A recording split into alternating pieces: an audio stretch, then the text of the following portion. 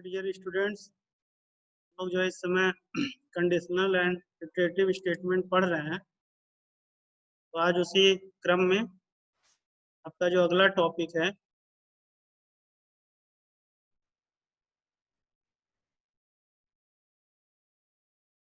ये कल जो है हम लोगों ने पढ़ा था। ये कल जो है आप लोगों को ये सारी बातें बताई गई थी, एक बार हम फिर से जो है रिवाइज कर दे रहे हैं। ठीक है, ये आपका था type of statement. Type of statement आप लोग को बताया गया था कि 3 टाइप के स्टेटमेंट होते हैं: इम्प्लिसिट स्टेटमेंट, सिंपल स्टेटमेंट और कंपाउंड स्टेटमेंट। ठीक है, तो इम्प्लिसिट स्टेटमेंट में हमने आपको बताया जो सिंपल है, खाली हम पास कर देते हैं कुछ, जैसे हेलो है, कुछ प्रिंट कर दिए, कोई मैसेज प्रिंट कर दिए। ठीक है, कुछ अपने से जो है शो करा लिए, तो सब इम्प्लिसिट के अंतर्गत आता है।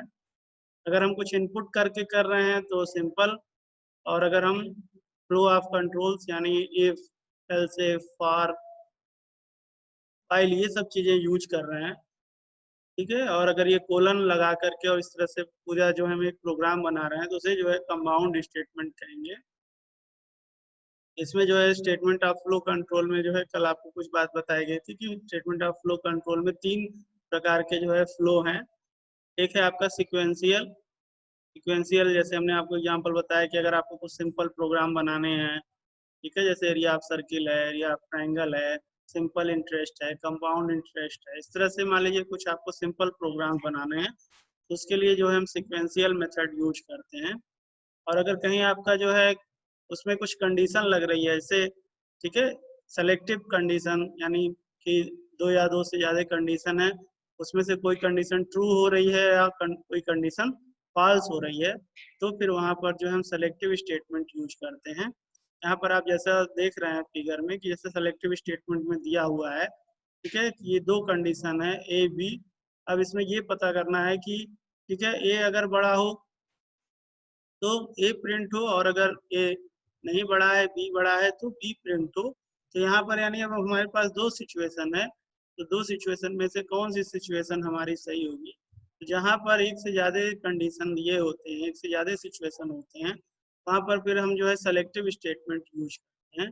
और ये जो है तीसरा है हमारा, ठीक है, तीसरा है इटरेटिव स्टेटमेंट। इटरेटिव जो है लूपिंग के अंतर्गत आता है। लूपिंग का मतलब होता है कि जब तक हमारा लूप कंटिन्यू चलता रहे, ठीक है, यानी जो कंडीशन उसको दिया गया है वो कंडीशन जब तक ट्रू ना हो जाए तब तक वो हमारा कंडीशन लगातार चलता रहे। ठीक है, जैसे मान लिया हमको 1 से लेकर 10 तक के नंबर प्रिंट करने हैं, इसका मतलब हमारी लूपिंग की जो स्टार्टिंग पोजीशन है वो 1 है और एंडिंग पोजीशन क्या है, वो 10 है। यानी हमारा लूप कंटिन्यू तब तक चलता रहेगा जब तक 1 से लेकर के 10 तक के नंबर्स को प्रिंट ना कर ले। इटरेटिव का मतलब होता है लगातार। ठीक है, और उसको समझने के लिए लूप्स भी हम कहते हैं। तो जैसे यहाँ पे आप डायग्राम के माध्यम से देख रहे हैं कि कंडीशन दी गई है कि जब तक आई का position greater than equal to n ना हो जाए तब तक आप देख रहे हैं कि कंडीशन जो है चलता रहेगा, और वह ठीक है यह प्रिंट करता रहेगा। और जैसे ही ये कंडीशन हमारी ट्रू होगी तुरंत ही हमारा लूप टर्मिनेट हो जाएगा और हमारा प्रोग्राम ब्रेक हो जाएगा। तो ऐसे स्टेटमेंट को जो है हम इटरेटिव स्टेटमेंट कहते हैं। फिर आगे जो है प्रोग्रामिंग लॉजिक डेवलपमेंट टूल्स से, तो हमने कल ये सब चीजें आपको बारे में ठीक से डिफाइन करके बता दिया था कि कोई भी आपको जो है अगर प्रोग्राम बनाना है तो ये कुछ कुछ उसके स्टेज हैं। पहले प्रॉब्लम को समझना, ठीक है, फिर उसको एनालिसिस करना, तो उस प्रॉब्लम को सॉल्व करने के लिए कौन कौन से फंक्शन, कौन कौन से वेरिएबल, फिर उसको जो है समझने के लिए आप एल्गोरिथम या उसका फ्लो चार्ट डिजाइन कर सकते हैं।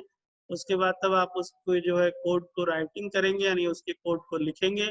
फिर कोड को लिखने के बाद आप टेस्टिंग एंड डिबगिंग कर सकते हैं। ठीक है, जिसे ड्राई रन कहते हैं, कॉपी पर ही आप उसको रन कर सकते हैं। और अगर ये सब आपका सक्सेस है तब फिर हम उसे इम्प्लीमेंट करते हैं, नहीं तब हम उस चीज को बनाते हैं। और बनाने के बाद अगर वो हमारा प्रोग्राम बन गया या वो सॉफ्टवेयर हमारा बन गया तो उसको हम समय समय पे मेंटेन भी करते रहते हैं। ये नहीं कि हमने उसको बना करके छोड़ दिया, तो उसको हम जब समय समय पर उसको हम देखते भी रहते हैं, उसको अपडेट करते रहते हैं। तो ये सारी चीजें जो है आपके प्रोग्राम के अंतर्गत ये सारी बातें आती हैं। फिर जो कल हमने एल्गोरिथम भी आपको बताया था एल्गोरिथम होता है कि किसी भी काम को करने का जो स्टेप होता है, उस स्टेप को जब हम सिंपल वर्ड्स में लिखते हैं तो उसी को जो है एल्गोरिथम कहते हैं। और यहाँ पर एग्जाम्पल भी दिया हुआ है कि अगर हमको दो नंबर को जोड़ना है तो input first number, input second number, add first with second number and store into third number and display third number. तो यानी ये दो नंबर को जोड़ने का ही क्या हो गया, एल्गोरिथम बन गया। और अगर इसी चीज को आपको ग्राफिक्स के माध्यम से यानी पिक्चोरियल फॉर्म में दिखा रहे हैं, उसी को जो है फ्लो चार्ट कहते हैं। फ्लो चार्ट को बनाने के लिए कुछ सिंबल्स, ठीक है, यूज होते हैं। जैसे यहाँ पर आप देख रहे हैं कि कुछ सिंबल्स दिए हुए हैं, उन सिंबल्स को यूज करके जो है हम फ्लो चार्ट बनाते हैं। ठीक है, यहाँ पे देखिए कुछ सिंबल्स दिए हुए हैं, उन सिंबल्स को यूज करके जो है हम फ्लो चार्ट बनाते हैं। और इन्हीं सिंबल को यूज करके यहाँ पर एक डायग्राम यानी एक जो है फ्लो चार्ट बनाया गया है, जिसमें सिंपल इंटरेस्ट यानी कंपाउंड इंटरेस्ट निकालने का प्रोसेस बताया गया है। और उसी प्रोग्राम को फ्लो चार्ट के माध्यम से बताया गया है कि कैसे अगर उस प्रोग्राम को हमको बनाना है तो हम कैसे उसको फ्लो चार्ट के माध्यम से बनाएंगे। फिर आपको जो है कल इफ स्टेटमेंट बताया गया था कि जैसे अभी हमने आपको बताया कि इफ स्टेटमेंट फ्लो कंट्रोल का, ठीक है, दूसरे अंतर्गत आता है। यहाँ पर एक या एक से ज्यादा कंडीशन होती हैं और उस कंडीशन में से कोई कंडीशन ट्रू हो रही होती है, ठीक है। या अभी कभी ऐसा भी हो सकता है कि सारी कंडीशन ट्रू ना हो, तो लास्ट में जो एल्स में हम लिखते हैं, ठीक है, तो वह जो है उसको प्रिंट कर देता है। तो यहाँ पर अभी आपको जो पहला कंडीशन बताया गया, ठीक है, यानी यहाँ पर देखिए अभी आप देखेंगे तो ये इसका सिंटेक्स है इफ कंडीशन कोलन और स्टेटमेंट, ठीक है। और यहाँ इसका एग्जांपल बनाया गया है कि अगर ए कमांड 10 है तो if A double equal to 10 यानी प्रिंट करेगा कि ए इज इक्वल टू 10, ठीक है। यानी यहाँ पर एक ही कंडीशन चेक हो रहा है कि ए को चेक करो कि ए की वैल्यू 10 के इक्वल है कि नहीं। अगर ऐसा है तो प्रिंट कर दो कि ए इज इक्वल टू 10, ठीक है। और अगर ऐसा नहीं है तो फिर अगला पार्ट एल्स का होता है, लेकिन ये चूंकि सिंपल इफ है इसलिए यहाँ पर एक कंडीशन बताई। अब यही चीज देखिए आगे इफ एल्स स्टेटमेंट जिसके बारे में हम बात कर रहे थे। तो यहाँ पे मान लीजिए अगर हमारी पहली कंडीशन ट्रू नहीं हो रही है तो वह क्या करेगा, तो उसके लिए देखिए एल्स स्टेटमेंट यूज करते हैं। तो ऊपर जो है ये सिंटेक्स है, सिंटेक्स का मतलब होता है कि जैसे आप फार्मूला लिखते हैं जानते हैं, तो उसी तरह से इसमें भी जो किसी भी जो है स्टेटमेंट को लिखने के कुछ सिंटेक्स होते हैं, कैसे हम उस सिंटेक्स को यूज करेंगे, ठीक है, अपना कोई भी एक्सप्रेशन बनाने के लिए या कोई प्रोग्राम बनाने के लिए। तो ये इफ का सिंटेक्स है, यानी इफ फिर कंडीशन, ठीक है, फिर यहाँ स्टेटमेंट देंगे। अगर हमारा कंडीशन ट्रू है तो उसको प्रिंट करेगा, एल्स अगर हमारा कंडीशन ट्रू नहीं है तो फॉल्स वाले पार्ट को जो है प्रिंट करेगा। तो यहाँ पर जैसे एक कंडीशन दी गई है कि अगर ए का मान 10 है तो ए इक्वल टू, ठीक है, डबल इक्वल टू 10 और ए इज इक्वल टू 10 प्रिंट करेगा। और अगर ऐसा नहीं है तो एल्स में दिया गया है कि ए इज नॉट इक्वल टू 10, तो फिर वह जो है सेकंड वाले पार्ट को प्रिंट करेगा। इस तरह से अगर हमारे पास, ठीक है, दो कंडीशन है जिसमें से पहली ट्रू हो और दूसरी फॉल्स हो, तो हाँ हम इस स्टेटमेंट का उपयोग कर सकते हैं। अभी बाद में हम आपको इसके एग्जाम्पल भी बता देंगे, अभी पहले आज आप जो है इसको समझ लीजिए। फिर देखिए अगला दिया हुआ है इफ एल्स इफ स्टेटमेंट, ठीक है, इफ एल इफ स्टेटमेंट, यानी यहाँ पर मोर देन, ठीक है, एक से ज्यादा कंडीशन होते हैं, मल्टीपल होते हैं, ठीक है। और इसे जो है हम लेडर इफ भी कहते हैं। लेडर इफ का मतलब होता है एक स्टेप चले फिर दूसरा फिर तीसरा फिर चौथा, ठीक है। जैसे हमने आपको बताया कि बहुत सारे कंडीशन है और बहुत सारे कंडीशन में से कभी कभी होते हैं कि सारे कंडीशन ट्रू नहीं होते, या पहला ही कंडीशन ट्रू होता है या दूसरा होता है। तो इस तरह से मान लीजिए कई तरह के कंडीशंस होते हैं। समझने के लिए जैसे मान लीजिए मार्केट में आप कुछ परचेज करने निकले या तो कोई एक प्रोडक्ट चाहिए आपको और वो प्रोडक्ट आपको मान लीजिए पहले ही दुकान पे मिल गई, ठीक है, या मान लीजिए आप पहले पे गए नहीं मिली, दूसरे पे गए नहीं मिली, इस तरह से मान लीजिए आप कई दुकानों पे गए कहीं पे नहीं प्रोडक्ट मिला वो, ठीक है, या मान लीजिए चौथी या पांचवी जगह पे मिला। तो यही चीज है, जैसे स्टेप वाइज है कि मान लीजिए अगर हमको कोई प्रोग्राम बनाना है जिसमें मोर देन कंडीशन है और हो सकता है पहला कंडीशन ट्रू हो सकता है दूसरा कंडीशन ट्रू हो सकता है, या हो सकता है जितने कंडीशन दिए गए उसमें से कोई भी कंडीशन ट्रू ना हो। तो इस तरीके से, ठीक है, अभी आगे आप प्रोग्राम बनाएंगे तो आपको ये चीज समझ में आएगा यहाँ पर जैसे आप देखिए इसका सिंटेक्स देखिए, तो यहाँ इसके सिंटेक्स में देखिए वही चीज है जो बातें हमने आपको बताया। जैसे इसमें मान लीजिए 3 कंडीशन दिया हुआ है कि मान लीजिए पहली ट्रू हो, या हो सकता है दूसरी ट्रू हो, या हो सकता है तीसरी ट्रू हो। अब मान लीजिए पहले दूसरी तीसरी में से कोई ट्रू ना हो तो लास्ट में एल्स वाले पार्ट में हम क्या लिखेंगे, फॉल्स वाला जो है लिखेंगे। जैसे यहाँ पर देखिए प्रोग्राम के माध्यम से भी जो है इस बात को समझाया गया है। अब देखिए जैसे कह रहा है a equal to I N T input enter a number, यानी आप कोई भी नंबर इनपुट करिए, ठीक है। अब सपोज दैट आपने जो है नंबर इनपुट कर दिया 12। अब आप मान लीजिए 12 इंटर कर दिए, समझने के लिए समझिए। तो यहाँ पर a डबल इक्वल टू 10 दिया हुआ है, तो इसका मतलब अब वो क्या करेगा, a इक्वल टू 10 नहीं प्रिंट करेगा क्योंकि a का मान कितना है, 12 है, ठीक है। a डबल इक्वल टू 20 ये भी प्रिंट नहीं करेगा क्योंकि a का मान 12 है, ठीक है। फिर a डबल इक्वल टू 30 ये भी नहीं करेगा क्योंकि a का मान कितना है, 12 है। तो लास्ट में वो क्या प्रिंट कर देगा, प्रिंट कर देगा अगेन गिव द नंबर, ठीक है। यानी ये वाला पार्ट प्रिंट करेगा, ठीक है। जिसको यहाँ पर देखिए ये जो पार्ट दिया हुआ है, इस पार्ट को जो है ये प्रिंट करेगा, जहां पर अभी हम माउस पॉइंटर ले गए हैं, इस पार्ट को जो है वो प्रिंट करेगा। क्यों, क्योंकि a का मान हम कितना दे रहे हैं, 12 दे रहे हैं। तो यहाँ पर जो आपके 3 सिचुएशन दिए गए हैं वो तीनों सिचुएशन आपके रॉन्ग हो रहे हैं, तो इसलिए लास्ट वाला पार्ट क्या करेगा, प्रिंट कर देगा। लेकिन सपोज दैट हम मान लीजिए अगर a का मान 10 देते तो क्या होता, पहली कंडीशन ट्रू हो जाती तो पहले को प्रिंट कर देता। लेकिन अगर हम मान लीजिए a का मान 20 देते तो दूसरी कंडीशन ट्रू हो जाती तो दूसरा प्रिंट कर देता।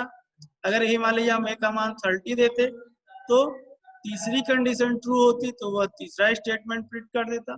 तो यहाँ पर जैसे भी हमने आपको एग्जांपल बताया कि हम मान लीजिए किसी, ठीक है, कोई कंपनी का कोई प्रोडक्ट है और उस प्रोडक्ट को हम परचेज करने जा रहे हैं और उसका कोई मॉडल नंबर है, सारी चीजें हैं, मान लीजिए हमको मालूम है, और वह प्रोडक्ट हम लेने गए तो पहली दुकान पे नहीं मिली, ठीक है, दूसरे पे भी नहीं मिली, तीसरे पे भी नहीं मिली। तो इसका मतलब क्या होगा, अगर हम जितने भी दुकान पे गए वो प्रोडक्ट वो मॉडल नंबर हमको नहीं मिल रहा है तो हम चले आएंगे, यानी कोई हमारी कंडीशन ट्रू नहीं होगी। लेकिन मान लीजिए अगर वो पहले ही दुकान पे मिल गई तो इसका मतलब हमारा पहला ही स्टेटमेंट ट्रू हो गया। तो इस तरह की अगर कोई सिचुएशन होते हैं, क्योंकि जब हम प्रोग्राम बनाते हैं तो बहुत तरह के हमारे सामने सिचुएशन आती है, तो अगर ऐसा कहीं कोई सिचुएशन होता है तो वहां पर हम इफ एलिफ कंडीशन यूज करते हैं, जैसा कि आप उसका सिंटेक्स और प्रोग्राम में देख रहे हैं। इसी क्रम में अगला आपका जो है वो नेस्टेड इफ है।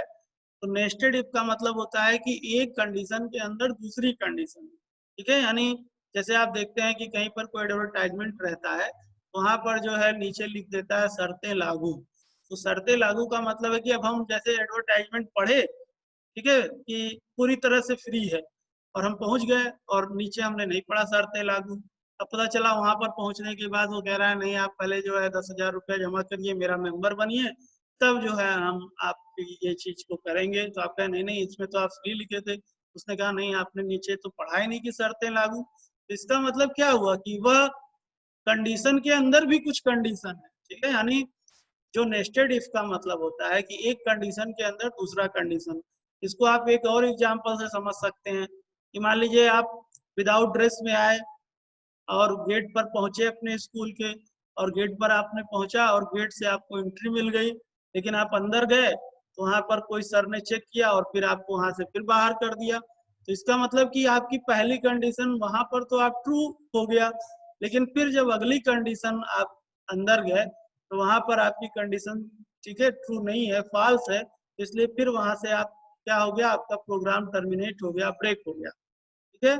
इस तरीके से आप फिर से समझिए एक एग्जांपल कि मान लीजिए आप जो है अंदर आ रहे हैं और आप गेट से भी अंदर आ गए, ठीक है, फिर अंदर भी जो है दूसरे सर ने भी आपको एंट्री दे दिया, लेकिन आप अपने क्लासरूम में गए और वहां से आपके क्लास टीचर सर ने फिर आपको जो है क्लास से बाहर कर दिया। तो इसका मतलब कि दो कंडीशन आपकी ट्रू थी, लेकिन सबसे लास्ट वाली कंडीशन आपकी क्या हो गई, फॉल्स हो गई, और वहां भी आपका स्टेटमेंट जो है टर्मिनेट हो गया, ब्रेक हो गया।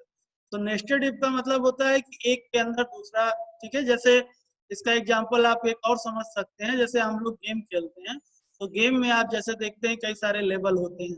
मान लीजिए हमने पहला लेवल पार किया, दूसरा लेवल पार किया, तीसरा लेवल नहीं पार कर पाए, फिर से हम कहाँ आ गए, फिर से फर्स्ट लेवल पे आ जाते हैं, फिर फर्स्ट सेकंड थर्ड।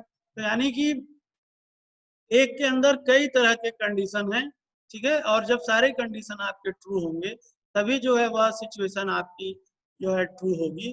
तो जैसे यहाँ पर आप देख सकते हैं, ठीक है, कि ये जो इसके पहले था वो आपका क्या था, लेडर इफ।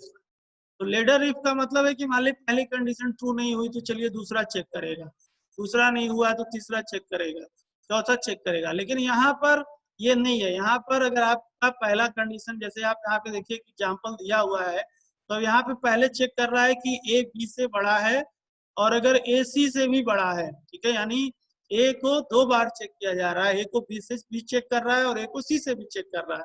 इसका मतलब हो गया कि अगर ए बी से बड़ा है और ए सी से बड़ा है, यानी एक इफ के अंदर दूसरा इफ लगा हुआ है, तो इसका मतलब सबसे बड़ा कौन है, ए है।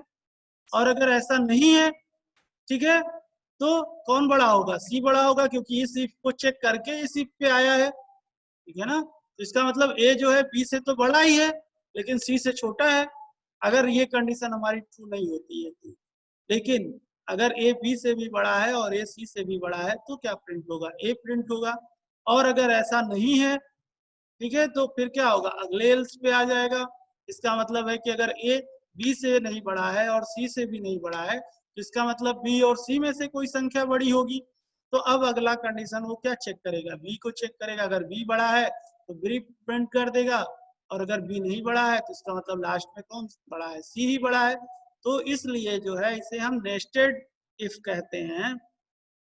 और नेस्टेड इफ का मतलब होता है, ज्यादातर तो आप जो प्रोग्राम बनाएंगे वो सब आपके लेडर इफ में ही होंगे, ठीक है। लेकिन नेस्टेड इफ का एक एग्जांपल हम और दे सकते हैं आपको। नेस्टेड इफ का एक एग्जांपल होता है जैसे लॉगिन और पासवर्ड। तो आप देखते हैं कि हम कहीं भी जो है कोई भी चीज खोलते हैं तो आपसे लॉगिन आईडी मांगता है और पासवर्ड मांगता है, जिसमें हमारा पासवर्ड भी सही होना चाहिए और लॉगिन आईडी भी सही होनी चाहिए। अगर दोनों में से कोई एक सिचुएशन गलत है, ठीक है, मान लीजिए अगर हमारा लॉगिन आईडी गलत है तब भी हम बाहर हो जाएंगे, यानी हमारी पहली कंडीशन गलत हो गई। और अगर लॉगिन आईडी सही है, पासवर्ड गलत है, तो फिर क्या होगा, पहला कंडीशन तो सही है लेकिन दूसरा कंडीशन जब तक ट्रू नहीं होगा तब तक हम जो है उसमें सक्सीड नहीं कर सकते। तो ऐसे कंडीशन में जहाँ एक कंडीशन के अंदर दूसरी, या दूसरी के अंदर तीसरी, या एक के अंदर दूसरी, दूसरी के अंदर तीसरी, इस तरह से हम कई कंडीशन के अंदर कई कंडीशन जो है अगर हमको चेक करना है तो ऐसे के लिए हम जो है नेस्टेड इफ एल्स स्टेटमेंट का यूज करते हैं। डियर स्टूडेंट्स, तो आज जो है हम आपको सिलेक्शन में ये 2 चीजें बताए, एक लेडर इफ बताए और एक जो है नेस्टेड इफ बताए। और इसका आगे के जब आप प्रोग्राम बनाएंगे तो वहां पर जो है आपको बहुत ही यूज होगा। तो इसलिए एक बार फिर से आप, ठीक है, ये प्रोग्राम देख सकते हैं और ये सब प्रोग्राम आप नोट भी करते चलिएगा। और अगर आपके पास लैपटॉप है तो आप पाइथन इंस्टॉल करके सब प्रोग्राम वहाँ पर बनाते भी चलिएगा, तो आगे आपको जो है बहुत हेल्प होगा। ओके, अब आज के लिए इतना ही। Goodbye, thank you.